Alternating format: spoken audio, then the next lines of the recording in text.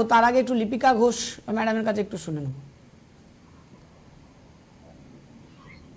মমতা ব্যানার্জির কথাই তো আমরা শুনলাম। মমতা ব্যানার্জি নিজেই বললেন যে চাঁদা নেওয়া হচ্ছে, টাকা নেওয়া হচ্ছে, স্বীকার করলেন। উনি তো স্বীকার করছেন যে ওনার দল থেকে চুরি হচ্ছে, ওনার দল চুরি করছে, লোকের কাছ থেকে তোলা তুলছে, টাকা তুলছে। আচ্ছা, আপনি একদিকে একটা লোকের কাছ জিনিস থেকে চিন্তা টাকা করুন না। তুলছে, আবার উনি নিজেই বললেন আবার বুলডোজার চালিয়ে ভাঙা হচ্ছে। আমি এর পক্ষে নয়। এতদিন যে তিনি এই কথা জানতেন না। সেটাই তো বলছি, কনফিউজড করে দিচ্ছেন মানুষকে। আপনি একটা জিনিস চিন্তা করুন না, এ নিয়ে তো আপনার চ্যানেলে আগেও আলোচনা হয়েছে। একটা জিনিস চিন্তা করুন না, যে আজকে বামফ্রন্টের সময় যে অপারেশন সানশাইন হয়েছিল, সেই সময় মমতা ব্যানার্জি সব থেকে বেশি বিরোধিতা করেছিলেন, সব থেকে বেশি লাফালাফি করেছিলেন এই হকার উচ্ছেদ নিয়ে। এবং সেই সময়ে হকার, কলকাতার বুকে যে হকার ছিল, আজকে তার প্রায় ৩-৪ গুণ হকার বেড়ে গেছে।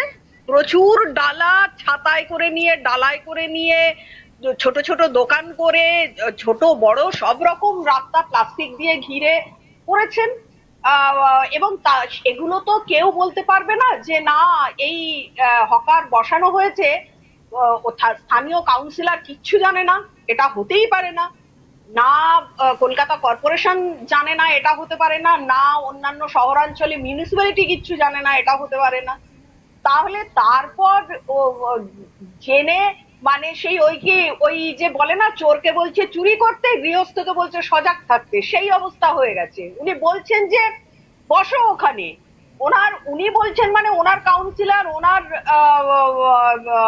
কি বলে, মিউনিসিপ্যালিটির চেয়ারম্যান, কাউন্সিলর, এরা বলছে যখন, ওনার কর্পোরেশনের লোকজন বলছে যখন, পুলিশ তার সঙ্গে মদত রয়েছে, তার মানে উনি জানেন ওনার প্রচ্ছন্ন মদতেই এগুলো হচ্ছে, তাদের বসানো হচ্ছে, আবার তাদের তুলে। তার মানে এটার মধ্যে কোথাও একটা সূক্ষ্ম রাজনীতি রয়েছে। কোথাও তিনি সামনে ইলেকশন আসছে, আগামী দিনে খুব শীঘ্রই বেশ কিছু শহরাঞ্চলে মিউনিসিপ্যালিটি ইলেকশন রয়েছে, বেশ কিছু 26-এ বিধায়কে অ্যাসেম্বলি ভোট রয়েছে। সেই জন্য সাধারণ মানুষ যারা নিত্যদিন ওখান দিয়ে যাতায়াত করে, যারা ওখানকার বাসিন্দা, সেই সমস্ত সাধারণ মানুষকে তো একটা মেসেজ দিতে হবে। শহরের মানুষকে, যারা হাঁটতে পারছে না, যারা রাস্তা দিয়ে ফুটপাত দিয়ে হাঁটতে না পেরে রাস্তা দিয়ে হাঁটছে, তাদের তো একটা মেসেজ দিতে হবে যে হ্যাঁ, তোমাদের কথাও আমরা ভাবছি, তোমাদের কথাও আমরা ভাবছি। আমরা হকারদের, কারণ আপনি গড়িয়াহাট, হাতিবাগানে যাবেন, ফুটপাতে কোনো জায়গাই নেই, হাঁটার কোনো রাস্তাই নেই। দুটো পাশ এরকম ভাবে ব্লক করে দিয়েছে, এরকম ভাবে প্লাস্টিক দিয়ে ঘেরা রয়েছে, যে শুধু প্লাস্টিকের চাদর আর চাদর, চাদর আর চাদর, কোথাও কোনো ফাঁক নেই, ফাঁক ফোকর নেই। এবং এগুলো করা হচ্ছে, এগুলো মদত দিয়ে তাদেরকে বসানো হচ্ছে। বসানোর পর আজকে আমার নিজের শহর, আমার কল্যাণী শহরে আমি দেখলাম লাস্ট 2-3 বছরের মধ্যে, 3-4 বছরের মধ্যে এত হকার রাস্তায় ফুটপাত বানিয়ে দেওয়া হলো, যে শহরে ফুটপাত বানানোর কথাই নয়। ছড়ানো ছিটানো খোলামেলা একটা শহর, সেই শহরকে, রাস্তাটাকে ছোট করে দিয়ে ফুটপাত বানিয়ে দেওয়া হলো। এবং ফুটপাত গুলো বানানো হলো শুধুমাত্র হকার বসানোর জন্য। ওই ফুটপাত দিয়ে কেউ হাঁটে না, কারো হাঁটার প্রয়োজন পড়ে না, ওই ফুটপাত গুলো বানানোই হয়েছে হকার বসানোর জন্য। এবং এই হকার বসিয়ে দিয়ে, তার মানে আমি চাকরি দিতে পারছি না, আমার রাজ্যে চাকরি নেই, আমার রাজ্যে চাকরি নেই। এবার মানুষকে তো খেয়ে পরে দেখাতে তো হবে, বলতে তো হবে যে না, তোমাদের রোজগারের ব্যবস্থা করে দিচ্ছি। কারণ কথায় কথায় মাননীয়া বলেন যে চা ঘুগনি বিক্রি করো, ইয়ে বিস্কুট, চা বিস্কুট বিক্রি করো, সিঙ্গাড়া বিক্রি করো, ঘুগনি বিক্রি করো, এই ইয়ে দিয়ে কি শিমুল, ওই পালক দিয়ে, কাশফুল দিয়ে বালিশ বিক্রি করো। এগুলো তো মমতা ব্যানার্জি নানান রকম বুদ্ধি বিবেচনা দেন, ওনার নানান সাজেশন যে কিভাবে ব্যবসা করা যায়, এবং সেই ব্যবসার কথা উনি বলছেন। এইবার উনি যদি না সেই ব্যবসার জায়গা করে দেন, তাহলে সবাই বলবে যে তাহলে ব্যবসার কথা বলছেন কেন। এবং এই ব্যবসা, উনি জানেন যে চাকরি দিতে পারবেন না, উনি ব্যবসার কথা বলছেন। ওনার রাজ্যে চাকরি নেই, ওনার রাজ্যে ছেলে মেয়েরা রাস্তায় বসে থাকে চাকরির জন্য, তারা গান্ধী মূর্তির পাদদেশে বসে থাকে দিনের পর দিন। উনি রাস্তা চকচক করবেন, শহর চকচক করবেন, কি করে চকচক করবেন? একটা কালো দাগ হয়ে রয়েছে ওই ধর্মতলা রেড রোড এলাকা দিয়ে গেলে, ওখানে গান্ধী মূর্তির পাদদেশ, ওখানে মাতঙ্গিনী হাজরা মূর্তির পাদদেশ, ছেলেমেয়েরা চাকরির জন্য বসে রয়েছে। কি করে আপনি শহরকে চকচক করবেন? ওই দাগগুলো, ওই কালো দাগগুলো আপনি ঢাকবেন কি করে, যেগুলো শহরের বুকে আপনার শাড়িতে কালো দাগের মতন হয়ে রয়েছে, আপনার রাজ্যে কালো দাগের মতন হয়ে রয়েছে, যে ছেলেমেয়েরা ওখানে হাজার দিনের উপর হয়ে গেল, তারা হাজার হাজার দিনের উপর তারা বসে রয়েছে। তাহলে আপনি চাকরি দিতে পারছেন না। এবার চাকরি দিতে না পারলে আপনাকে ব্যবসার যে জায়গা করে দিতে হবে, এবং ব্যবসার জায়গা করে দিলে তারপরে আর একটা ঘটনা, যেটা পশ্চিমবঙ্গে সব বিরাট বড় সমস্যা, সেটা হলো অনুপ্রবেশের সমস্যা। প্রচুর মানুষ বাইরে থেকে আসছে, এত লোকই দেখিনি আজ কয়েক বছরের মধ্যে, কত লোক সংখ্যা বেড়ে গেছে। এবং তারা আসছে, তারা এসেই তারা রেশন কার্ড পেয়ে যাচ্ছে, তারা আধার কার্ড পেয়ে যাচ্ছে, এবং সেই রেশন কার্ড আধার কার্ড দিয়ে তারা ব্যবসা করছে, কিছু না কিছু তারা করছে, তাদেরও তো ব্যবস্থা করে দিতে হচ্ছে। ভোটার যখন বাড়াচ্ছি, আমার তাদেরও ব্যবস্থা করে দিতে হবে। এই অন্যায়গুলো চলছে তো। এবারে উনি একবার বলছেন ওই জন্য ভেঙে দেওয়া হোক, উনি আবার বলছেন যে না, ভাঙা হবে না, এদেরকে জায়গা করে দেওয়া হোক। আবার উনি বলছেন একটা ঘর করে দাও, সেখানে তাদের মালপত্র নিয়ে রাখবে। কি চাইছেন সেটা উনিই জানেন, উনিই বলতে পারবেন যে উনি আদতেও কি চাইছেন। এবং ওই বললাম, সাধারণ মানুষকে একটা মেসেজও দেওয়া হলো, দেখুন আপনাদের কথা ভাবছি। আপনি আজকে চিন্তা করুন তো, সল্ট লেকে এই যে যারা, এই যে ফুটপাতে যারা খাবার দাবার বিক্রি করে, সল্ট লেকে তো আইটি সেক্টরে প্রচুর ছেলে মেয়ে কাজ করতে আসে। কটা ছেলে মেয়ের বড় বড় দোকানে গিয়ে কিনে খাওয়ার ক্ষমতা আছে? তারা ওইসব দোকান থেকে খায়। এবার প্রচুর দোকান বসিয়ে দিয়েছে, তারা ওইসব দোকান থেকে খাচ্ছে। এবার তাদেরকে একটা তাদেরকেও সন্তুষ্ট রাখতে হবে, তাদেরকে তো দেখাতে হবে। ওই জন্য বন্ধ করে দিলাম, হকার উচ্ছেদ করবো না। আবার যারা ফুটপাত দিয়ে চলাফেরা করে রাস্তায়, তাদেরকে মেসেজ দেওয়া হলো যে দেখুন, আপনাদের জন্য আমরা হকার উচ্ছেদ করছি। মানে সবাইকেই সব রকম অল্প অল্প অল্প অল্প করে মেসেজ দিয়ে দেওয়া হলো। এবং যেটা আমার মতে, যে এটা কিন্তু রাজ্যের জন্য ভীষণ ক্ষতিকারক একটা জায়গা তৈরি হচ্ছে। রাজ্যে এত হকার হবে কেন? কেন চাকরি নেই? কেন আজকে পশ্চিমবঙ্গে চাকরি নেই? আজকে ছেলে মেয়েদের কেন হকারি করে, শিক্ষিত বেকার ছেলে মেয়েদের হকারি করে খেতে হচ্ছে, ছোট ছোট দোকান করে? আমি নিজে পার্সোনালি ছেলে মেয়েদের জিজ্ঞেস করেছি, আজকে আমার শহরে দেখেছি অন্তত কম করে লাস্ট 2-3 বছরের মধ্যে অন্তত কম করে 100টা চায়ের দোকান হয়েছে। আমি তাদের জিজ্ঞেস করেছি কি রোজগার হয়, বললো ম্যাডাম জল গরমও হয় না। অথচ তারা বাধ্য, তারা বাউন্ড, তাদের রোজগার নেই, তাদের করতে হচ্ছে এইভাবে। ইয়াং ছেলে মেয়েদের, তারা সবাই যে অশিক্ষিত তা নয়, তারা এর মধ্যে শিক্ষিত ছেলে মেয়েও আছে, তারা ব্যবসা এইভাবে রোজগার করে খাচ্ছে। নেই, উপায় নেই। এমন একটা চক্রব্যূহের মধ্যে মমতা ব্যানার্জি নিয়ে যাচ্ছেন, একটা চক্রব্যূহের মধ্যে ফেলে দিচ্ছেন, যে এই চক্রব্যূহ থেকে বেরোনোর আমরা সত্যি আর কোনো রাস্তা দেখতে পাচ্ছি না। এই চক্রব্যূহ থেকে আমরা বেরোতে পারবো কিনা। আমি যাবো, লিপিকা ম্যাডামের কি ধারণা বা কি কি বক্তব্য? না, জয়দেবদা কি কালীঘাটের কাছে থাকেন? হ্যাঁ, জয়দেব বাবু একদম কালীঘাটের কাছেই থাকেন, একদম কালীঘাটের পাশে একদম। আচ্ছা, বুঝতে পেরেছি। জয়দেবদার কিছু মন গড়া কাহিনী জয়দেবদা বললেন। মমতা ব্যানার্জি উনি তো তুলনা করলেন বুদ্ধদেব ভট্টাচার্যের সঙ্গে। আরে বুদ্ধদেব ভট্টাচার্যের দল আর বুদ্ধদেব ভট্টাচার্যের সরকার যে ধারাতে চলতো, এবং একটা রেজিমেন্টেড পার্টির যে যেরকম নিয়মে চলে, ওখানে বুদ্ধদেব ভট্টাচার্যের একার কথায় কোনো কাজ হতো না। ও তাদের একার কথায় চলবার দল ওটা নয়। কিন্তু মমতা ব্যানার্জির দল একেবারেই আলাদা। ওই স্ট্রাকচারের সঙ্গে ওই স্ট্রাকচারকে মেলালে চলবে না। মমতা ব্যানার্জির দল আজকে কি বলছেন, একটু আগে আপনি ক্লিপিং দেখালেন মিটিং এর, আজকের মিটিং এর ক্লিপিংটা, আপনি মিটিং এর ইয়েটা দেখালেন, ভিডিওটা। তাতে মমতা ব্যানার্জি কোনো একজন আমলাকে বা আইপিএস কাউকে একজনকে বলছে, কি যেন বললো, কি অমিতাভ তুই কেন, তুই শুধু শুধু বসে বসে মাথা নাড়াচ্ছিস কেন? ওনার আমলাদের সঙ্গে তুই তুকারির সম্পর্ক, যেটা আজ পর্যন্ত আমরা পশ্চিমবঙ্গের রাজনীতিতে, পশ্চিমবঙ্গের রাজ্যে কোনোদিনও দেখিনি। কোন মুখ্যমন্ত্রী এভাবে কথা বলতে শুনিনি। তো উনি তুই তুকারি করেন, উনি আইপিএস আইএএস দের তুই তুই করে কথা বলে ডাকেন। আর উনি জানেন না এটা কি। জয়দেবদা কি হঠাৎ করে ঘুম থেকে উঠলেন আর বলছে যে কেন আমলাদের কথা বলবেন, বৈঠকে বললে এখানে এত চ্যানেল রয়েছে, এত মিডিয়া কভারেজ রয়েছে, থুতু উপর দিকে ছিটালে নিচের দিকে পড়ে।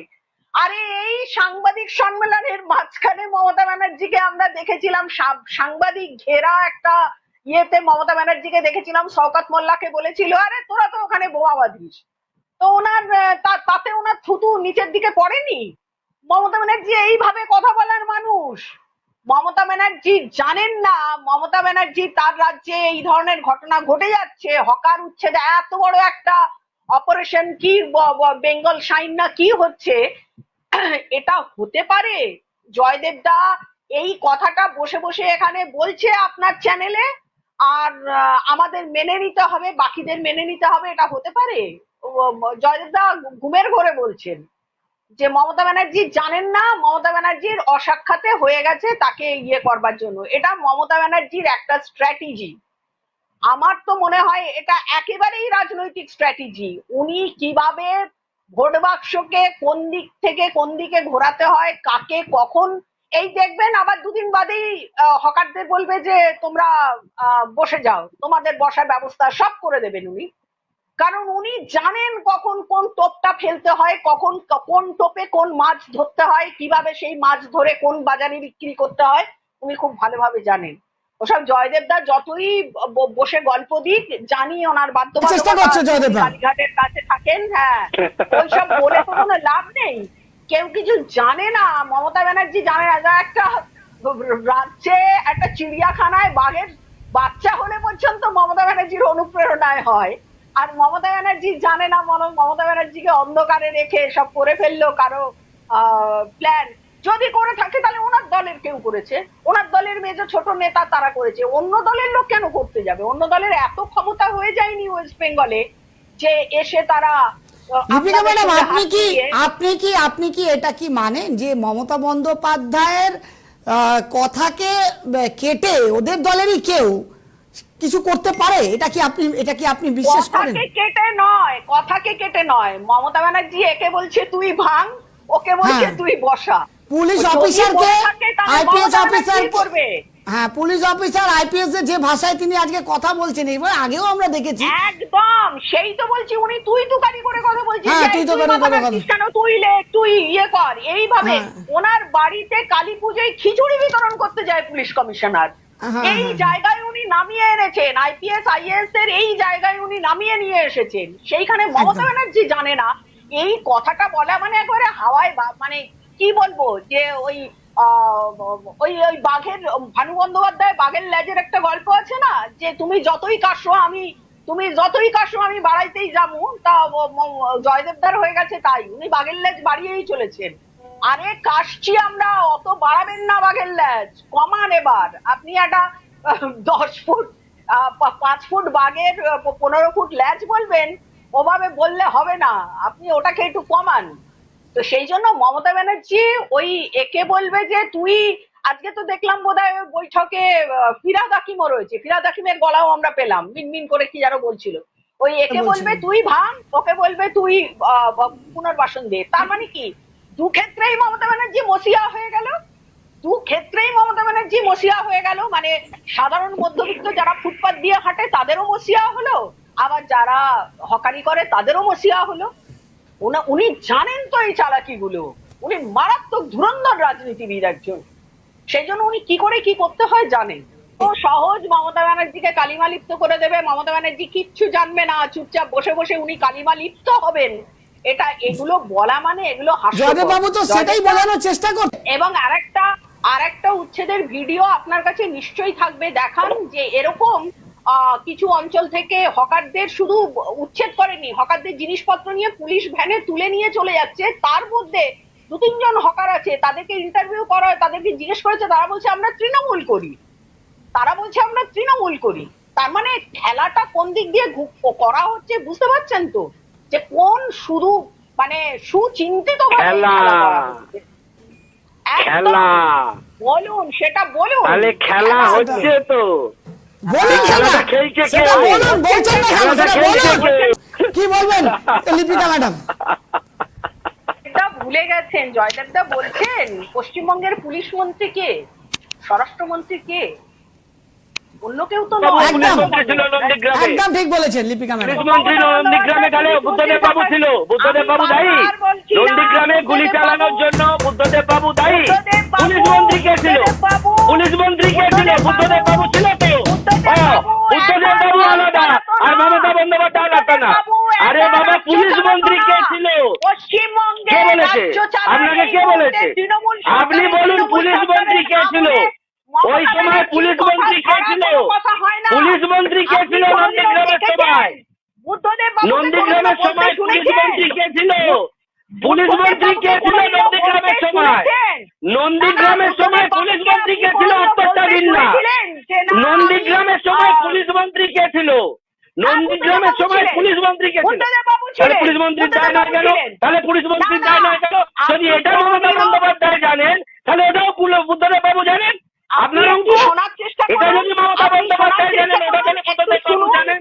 একটু শুনুন, ঠিক আছে। বুদ্ধদেব বাবুকে কোনোদিনও বলতে শুনেছেন বুদ্ধদেব বাবুকে যে 42টা আসন কি 243টা আসনে আমি প্রার্থী? আজকে মমতা ব্যানার্জি এটা বলার ক্ষমতা রাখেন, কারণ মমতা ব্যানার্জির কথা ছাড়া পশ্চিমবঙ্গে একটা পাতাও হেলে না, যেটা বুদ্ধদেব বাবুর সময় কখনো ছিল না। বুদ্ধদেব বাবু কেন, অন্য কোন মুখ্যমন্ত্রীর আমলে ছিল না। আজকে লিপিকা ম্যাডাম একটা কথা, যদি সেটা ছিল না, তাহলে আপনারা সেই বুদ্ধদেব বাবুকে সরানোর জন্য মমতা বন্দ্যোপাধ্যায়কে হাত ধরে 2011 কেন তাহলে আপনারা সেটা আলাদা। আপনি যদি সেটা আপনি যখন বলছেন যে বুদ্ধদেব বাবু যখন এটা জানতো না, তাহলে বুদ্ধদেব বাবু যদি তাহলে সেই মমতা বন্দ্যোপাধ্যায়কে সেদিনকে হাত ধরে বুদ্ধদেব বাবুকে সরানোর জন্য কেন আপনি ওইটার সঙ্গে এটাকে তুলনা করতে পারবেন না। দেখুন, বিরোধিতার একটা রাজনীতি বা একটা সরকারে আমরা তখন বিরোধী দলে রয়েছি, তো আমরা চেষ্টাই করব যে সরকারি দলের জায়গায় বিরোধীরা ক্ষমতায় আসুক, এটাই স্বাভাবিক। সেটার সঙ্গে এটার কি সম্পর্ক? কিন্তু অদ্ভুত লাগে যে বুদ্ধদেব মমতা ব্যানার্জি পুলিশ মন্ত্রী হয়ে তার আমলে এত বড় একটা মানে যোগসাযোগ হয়ে গেল, একটা এত বড় প্ল্যানিং হয়ে গেল, মমতা ব্যানার্জি কিছু জানতে পারলেন না। সারা দিন ধরে, একটা না দুটো দিন, সারা দিন ধরে হকার উচ্ছেদ হলো, মমতা ব্যানার্জি তখনও কিছু জানতে পারলেন না। মমতা ব্যানার্জি জানার পরেও একবারও মানা করলেন না যে না, উচ্ছেদ বন্ধ করে দাও, এক্ষুনি বন্ধ করতে হবে উচ্ছেদ, সেটাও তিনি বললেন না। এগুলো হাস্যকর কথাবার্তা, যে কথাগুলো বলছেন। সেই জন্য এর পিছনে বারবার করেই বলছি, এর পিছনে অন্য রাজনীতি আছে, অন্য রাজনীতি। মমতা ব্যানার্জির ধুরন্ধর রাজনীতির খেলা তিনি খেলছেন। ওই ঘরও ভাঙবেন, আবার ঘরে আগুনও ধরিয়ে দেবেন, আবার ঘর গড়েও দেবেন, এই রাজনীতির খেলা তিনি খেলছেন। কারণ সামনে বললাম উপনির্বাচন রয়েছে 4টে জায়গায়, সামনে বেশ কিছু মিউনিসিপ্যালিটি ইলেকশন রয়েছে, সামনেই 26-এ বিধানসভা ইলেকশন রয়েছে, এবং সেটার জন্য ওনাকে এখন আমাদের সময় একেবারে শেষ, তাই আমরা অনুষ্ঠান এখানে শেষ করতে